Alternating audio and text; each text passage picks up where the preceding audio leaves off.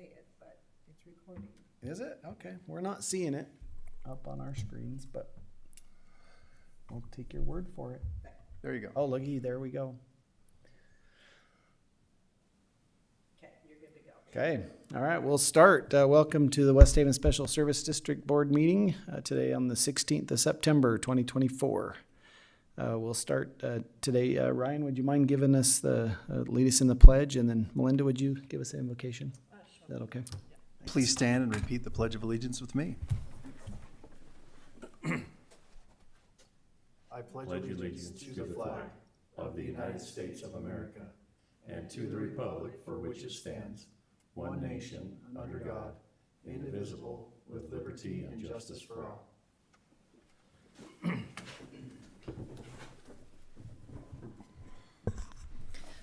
Our Father in heaven, we are grateful that we could gather here tonight and meet as a board and do our duty here. And we ask thee to watch over us and to watch over our community, watch over the military, and we're grateful for their service. And please bless this country as we go into a new era of voting and election cycle. And please help us to do it with a civic discussion. And we say these things in the name of Jesus Christ. Amen.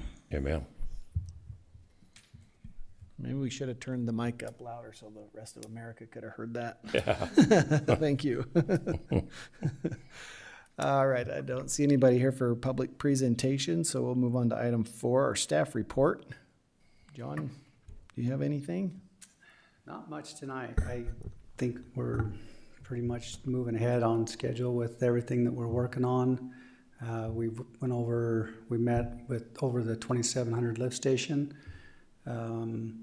That design work is coming along a long ways, and I think we're getting really close now to getting it. We're actually going to do a soil sample and site test and everything over there, but I think we'll have that out to bid here really quick. The rate study and everything that we're doing on that, and I know that was supposed to be like 20 weeks from start to finish, and it's been like almost a year. But I feel like we met with them last week, and we're close to wrapping that up. So I think we're finally getting on that. Other projects, the manhole raising or the manhole replacement project we have down on 5100. I've met with a couple of different people. Some of them said, because I was trying to see if we could rehab the manhole and reline it. A couple of companies said that couldn't be done, but we have a couple of companies that say it can be done. And so we had them come out, one of them come out and take a look at it to make sure. They said, yeah, that's something that we can rehab. I think it was going to be like, they gave us a price, but we'll have to send it out to bid. They know that, but they quoted us like $35,000 to rehab the manhole, take the old liner off and reline the manhole. So that's a lot less evasive than the other, because it's on 5100 where they're going to be putting in that new road down by the school, that 5100 west. This project will take some time, and I don't know if we would have it done before that new road, and I didn't want to tear that all up if we could avoid it and save some cost in the process. We budgeted $150 for that manhole to replace it. This is $35, but there's about 4 or 5 manholes down there that we need to do. So I would like to get a price and do what we can this year with that. If we do 2, if we do 3, whatever that looks like, and then maybe budget for the others. But I'm mostly excited to see if it does the job that we want it to do without tearing out the road and all that. So this is a good opportunity. Hopefully this works out. So we'll probably be putting that out to bid here, I would say, in the next month or so on that one. So other than that, I think other projects have been going along good. We haven't had any backups or anything like that. Things are running good, so we'll knock on wood and hopefully it stays that way. That's all I have, unless you have something for me. Yeah, thanks. Do you guys have anything for John? No. No, I'm just looking at a picture here of what it looks like to reline a manhole. That's quite something. Yeah, it is. That'd be a lot better than digging it up, though.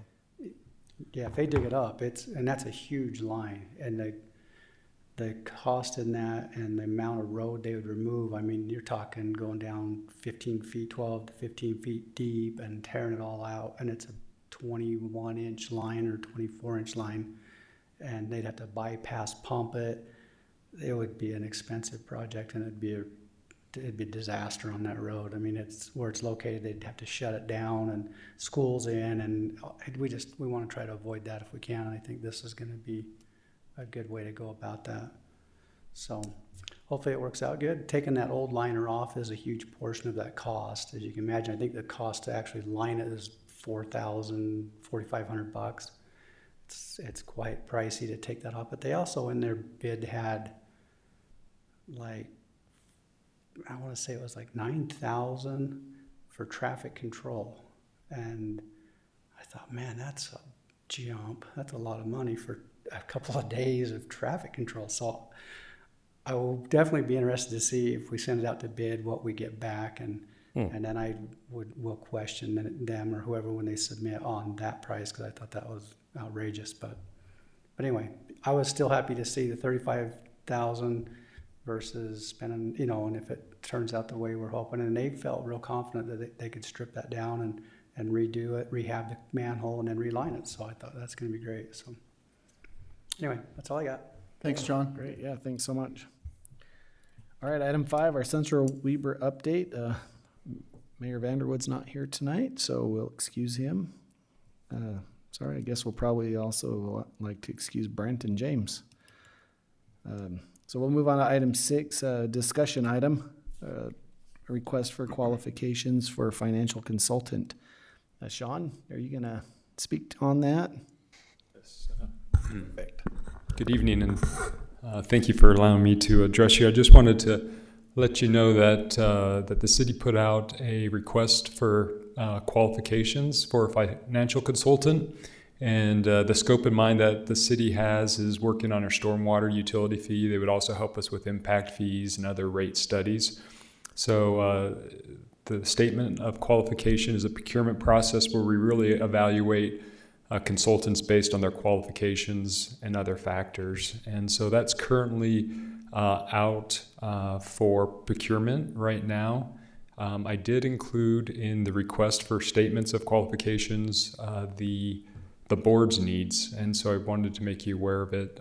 It's optional where you don't necessarily need to participate, but since the city was going through the procurement process and evaluating them, I felt like it was a pretty efficient and streamlined way to include the district in their needs, and more specifically what I would see the district needing to do, and I wrote this into we call it an RFQ, is water rates. Right now I think there's a flat water rate. I know you don't have a lot of connections, but it's really something that you should probably consider addressing at some point in the near future. There are meters on your system, but the rate structure does not include the use of those meters. And really the state wants you to have a tiered rate for water rates. And so just with the flat rate and not using meters, it's really outside of, I think, good practices and really what the state would want you to do. In fact, now they're requiring water meters to be placed on secondary water systems, and for all those reasons, I think it'd be something that would be prudent for the district to consider. So I wanted to make you aware of what is out there right now, and also if you choose to participate, I think what we would do is evaluate these qualifications that are submitted and have a board representative participate in that evaluation process. And, ultimately it would end up in a contract, that would be with the consultant and, the district and the city. And it's envisioned to be an on-call contract. And by that I mean specifically is as different entities, the district and the city, decide to move forward with different projects, we could just rely upon this one consultant to do it. It'd be an ongoing relationship where we would just ask them based under this ongoing contract that we have, much like the city has a relationship with Gardner Engineering that's structured very similarly. So, with that in mind, I just wanted to make you aware of what's out there, and I'd love to discuss it with you. The actual deadline for submission of these statement of qualifications by consultants is this next Monday, the 23rd, September 23rd. And so after we receive those, then we would start the review and evaluation process. So any questions or concerns? The metering that you're talking about, is this culinary water? Right. Yeah, so we just have a small section over like by Midland Right. that it has. That's where our Roy Water Correct. fees and stuff come from. So yeah, it's just for that. Yeah, 350 connections, so it's a rather small, and I guess the district just purchased surplus property from Roy. Is how we have the sources, and the storage is through Roy system. So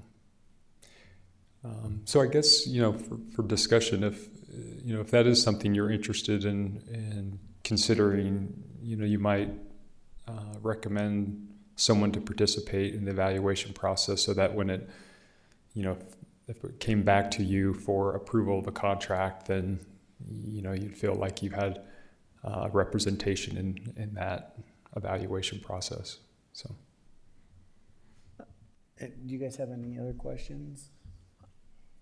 I mean, I guess it seems like a very small influence, or with what we have and what we offer. I don't know what else they're doing for the city. If there's other ways that they would incorporate into what we're doing. You answered a lot of my questions as I was thinking about them as you were talking, but I just don't see like 300 connections as like a lot of effort. I don't know. There might be a bigger need or somewhere else that this is playing into that I'm not seeing. So Impact fees going forward. So when you reevaluate impact fees, you could use the same consultant to do, there's two components of impact fees. It's the impact fee facility plan, which is typically done by an engineer. But then you have the impact fee analysis, which is more of a exercise done by a financial consultant to actually calculate what that fee would be. So the IFP, identifies the engineering projects, and the IFA, impact fee analysis, identifies the cost proportionately for each new building permit that would be issued. So that's another application that I would foresee. And, Sharice and I talked about, this issue in general, where we should, try to streamline the procurement processes for both the city and the district when there's likely consultants who would, who could do work for both entities. And to that end, too, I mean, the city could just essentially administer the procurement process, even, selecting the consultant that we feel best, and then, just bringing it to you and seeing if you would like to enter in on the contract or use the city's contract. It could be structured in such a way that, that it's just a joint contract with the city and the district. So however you would like to proceed, and if you want to think about it, we have a little bit of time, and I could report back to you on how that process is unfolding, and the city could just move forward with evaluating these statements and keeping you abreast of what we're doing. Okay. Would this consultant do like those rate study that we sent out for? Do you know, John? Would they do that? And I think it's a good thing for us to utilize this process. For the water, because we're not doing the water right now under the rate study that we're looking at. We're just doing sewer. We were going to focus on that, then move into this water one later. But the water one is definitely something that the more we look at it, we talk about we only have 350 connections, but we have a lot of apartments on one connection, like the whole complex. They're using a lot of water. And they're getting, they pay $10 a month. So to their tenants, and we're talking thousands and thousands and thousands of dollars we're giving away in water. But it also, when we try to talk about conserving water, we're not on a tiered system. So we just pay, it's $10. So everybody over there's grass is greener than green, and they can water all they want because they know their bill never changes. It's not based on 10,000 gallons it moves up. It doesn't have that tier system. So they're just using water as much as they want. It's unlimited. So it doesn't seem like we don't really have a huge area, and we don't have a lot of connections, but we have, 5 apartment complexes and these townhomes and stuff that use quite a bit of water, that we're just basically, we're not really promoting conservation, and we're not really recouping the cost or things as Roy has hiked up the bill a little bit. We're not really making up on the water side of things what we really should be. So getting that analysis done is huge. And we would have to go out and procure somebody, or we just figured, well, if they're procuring special or services and stuff like that, if we can just somehow get that in with us, and as we do it, we get the city in on it, so that we're not going back and forth trying to find, just kind of reinventing the wheel or redoing it every time. The other thing is with rate studies and such, those need to be done a lot more often than we have done in the past. They really need to be looked at often, so we can see where we're at and compared with others, and so it's a program that would allow us to do an analysis or whatever a lot more frequent, like we should be, to stay current on things. So I could see value in this. This is something I would recommend for the district. So anyway. Yeah, for sure. I hope it's not coming across that I'm against that or anything else. I think that's a great idea to be able to share across, and that definitely helps us to be able to utilize that. Yeah, and we have it really kind of handy. run into that, and really started noticing the need to be able to do that with even this land purchase. The city had somebody that they've been using this avenue who ended up getting the RFQ or whatever for us, but if we would have had this type of thing in place before, we wouldn't have had to go through that process. We could have been underway with it. But Yeah.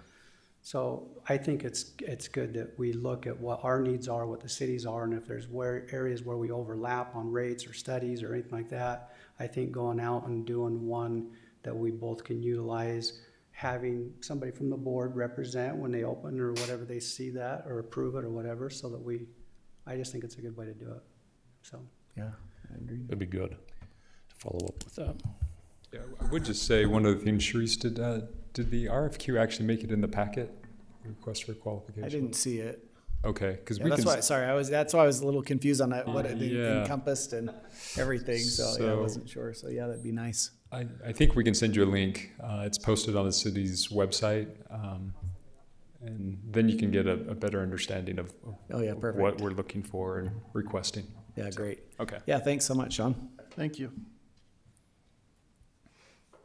Hey, Mayor, welcome. It's good to be here. Let's jump back to item 5. Do you got anything for us from the Central Oh, Weaver? Yeah, it was kind of a long meeting tonight, but sorry to be late. But I kind of reviewed some of the stuff on here, and so anyway, overall, the meeting updates they have on their projects. They've got their $86 million project that they're putting together on the bio reactor expansion project. They have 13 pumps out there that they shut down during that. They're putting a 72-inch inlet pipe in down there, and they had a guy standing next to it. I think he was 4'9", but anyway, I think they picked the littlest guy they could to stand in the pipe. But it's a 6-foot pipe that'll be feeding into that system in there, and then they shut down. When they shut down the system on there, can anybody guess how many gallons that's coming into the system on there per day? Just a guess. 20. What was it? 20 what? 20 gallons? So 20 million. It's 35 million gallons Oh a my day. gosh, I was gonna say 1 million, thinking I was high. So you were close, but I have no prizes. I have 0 prizes for you on Have a that. West Haven pen. You was I'll give thinking you. weekday. Yeah, Tuesday at 3 o'clock. I I got Okay. you. So they can't make a PVC pipe that big, so they have to build those out of fiberglass. So it's pretty big pipe. But anyway, I thought that was interesting. And then they're still working on the UV disinfection, and they've got the channels all built and everything for that. So the waste material will come down the channels, and then they have the UV lights that are on there, and it'll be interesting to see how that all comes together. But huge walls and huge channels going down through there with lights on it that will be quite interesting. But they showed us some pictures tonight for the first time in probably 4 or 5 months, and the progress that they made, and it was really pretty impressive that it's that huge. And I think a lot of people don't understand how big that is out there. They move all, if you drive by it, everybody know where the plant's at out there in Marriott Slaterville? But you drive by and there's always a crane sitting out there, and they were moving a great big vehicle with that crane out to set it in the middle so they can do work, and then they lift it back out and set it on the outside. So even, I think, board member Schwab's truck couldn't get in and out of there without the crane. No, I don't think so. And then, yeah, that doesn't wash off. Try that. I think too, they're getting ready to set out the drying beds out there. So that's another thing, is the waste that they get out of those things, they take it out and they set it out on the concrete, and they dry that out so that when they take it to a waste station or try and get rid of it, it's not as heavy. So they dry it, but they are redoing all that area. And there was 200,000 square feet of blacktop they just laid down, which was 201 dump loads of asphalt. So you think about when that's 4 inches deep, that's a lot of asphalt out there. So it was pretty crazy. Those are just some of the changes. Tonight we had a lot of things too with RDAs, people coming in with businesses from Riverdale and West or South Weber that were looking for concessions to some of the guiding principles that we have set up at our meetings. And they're asking for concessions of a percentage of growth for a certain amount of time. And our guiding principles, which aren't set in stone, are 50% of their impact fees and things like that for 12 years. And people were coming in asking for a lot more, and some for exactly what we're doing, or some a little less. But it's becoming quite popular now to come in and ask districts and schools and everybody else to give on their amount so that they can do more building. That project in Riverdale where America First is right now, that's a 172-acre project out there, and it's just the infrastructure is about $42 million for just the infrastructure only. So that's what they're asking for everybody to give a little bit on that. But it was a long, heated meeting for that reason, so I was a little bit late on that. But anyway, I think that's just to give you an update. Does anybody have any questions about Central Weber? Yeah. Well, I thought you guys, somebody was gonna ask it. Just we get this pre-treatment from them, we get the bill for the treatment, and then we get a pre-treatment once a year. Do we know what that pre-treatment is? I could ask to make sure, but usually I'm not sure exactly, but I know they do. If you've been to the plant before, they have an area that comes in, and it's called a pre-treatment area that takes out all the hair and all the stuff that gets flushed down, and so it has a bigger screen, and it's pretty disgusting, but it just takes out all the stuff there, and then they start the treatment process after that, and that's where a lot of the stuff, the drying stuff, they'll take that out there and let it dry or try and So get it's it out. more for the solids and stuff that I they think take so. out. Yeah, Yeah, we were just curious about it. and I'll ask more because I could be off on that, but I'll ask. Because I mean, it's not, they have the regular treatment fee, which is one we pay quarterly. This one is an annual, but it's a pre-treatment. We were just curious what that was. How much was it? Do you remember? It's number I on your They're sheet there. 33,000. Yeah. Okay. Yeah, 33,000. Yep. Letter I, not number I. So anyway, 3646. Okay. Yeah. Let me ask them about that, and I'll get back to you. okay, thank you. Thank you. What is Central Weber's like their feelings about the people coming in and asking for concessions and stuff? How does that go over?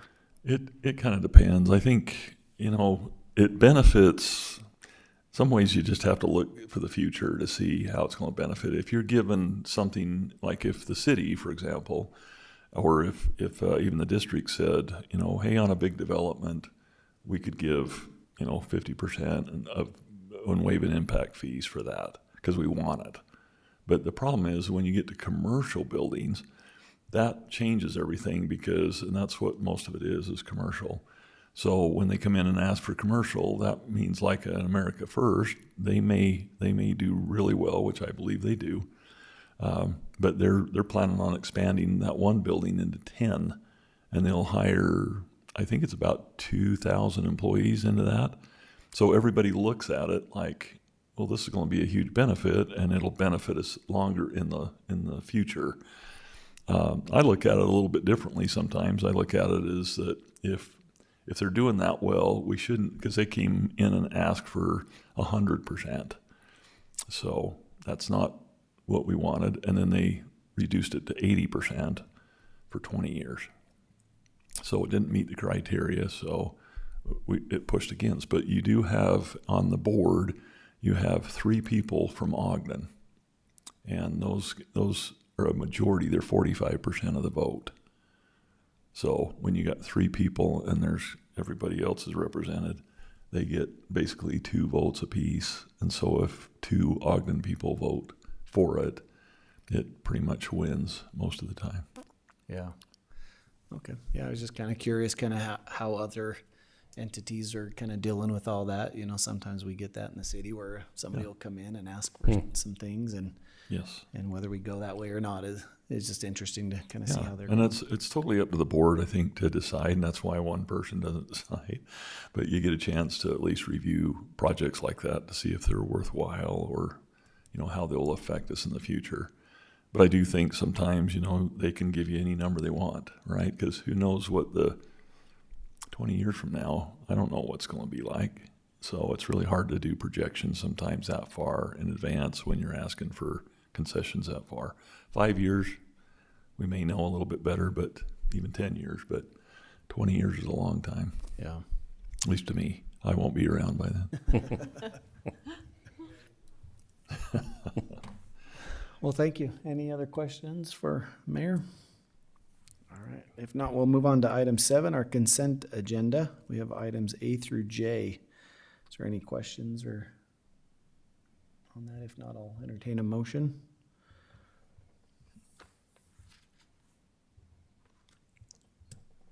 I make a motion that we approve consent agenda 7A through J. I'll second. All right, we have a motion and a second. Well, we'll start down. Mayor, Aye. Melinda, Aye. Dale, Aye. Councilman Swap. Aye. I'll also vote aye. And item 8, adjournment. Move to adjourn. Second. Yep. All in favor? Aye. Aye. Thanks. Is the crane, do they own the crane? No.